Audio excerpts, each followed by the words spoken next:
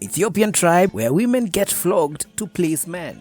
In the tradition known as Ukuli Bula in Omo River Valley, Ethiopia, women are flogged as part of a rite of passage ceremony for boys. The men are then allowed to marry since the ceremony makes him a man.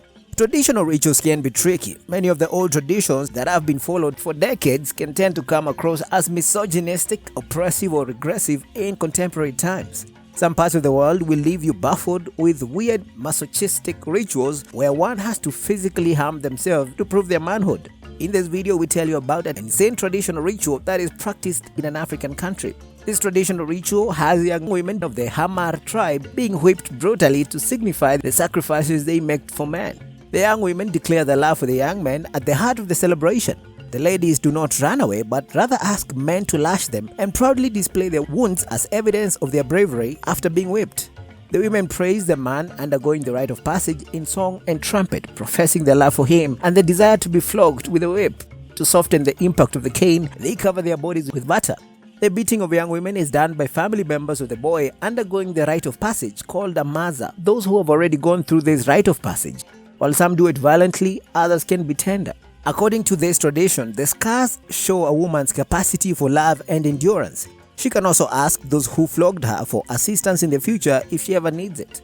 Members of the Hamar tribe in Ethiopia believe the elaborate scars demonstrate a woman's capacity for love, and if they fall on hard times later, it allows them to call on those who whipped them for help. After the ceremony, the boy becomes a man and is allowed to marry. No screaming is permitted by the men wielding the canes, but the women don't care. Instead of fleeing, they beg the men to do it again and again until blood flows. The brutal tradition is known as Ukuli Bula.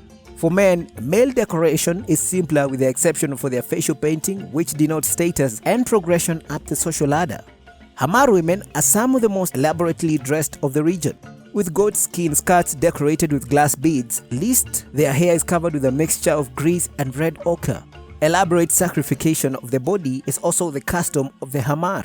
In the Hamar tribe, the boys must also undergo two rituals, circumcision and a leap over the bulls. This determines whether the young Hamar male is ready to make the social jump from youth to adulthood. Men can make the transition to manhood if they successfully complete a bull jump, carried out while naked. They are required to walk over 15 cattle in the ceremony, after which they are allowed to marry. While traditional rituals can be tricky, some of these African traditions can be seen as misogynistic, oppressive, or regressive in the contemporary times. What are your thoughts on this? Let us know in the comment section. Thanks for watching.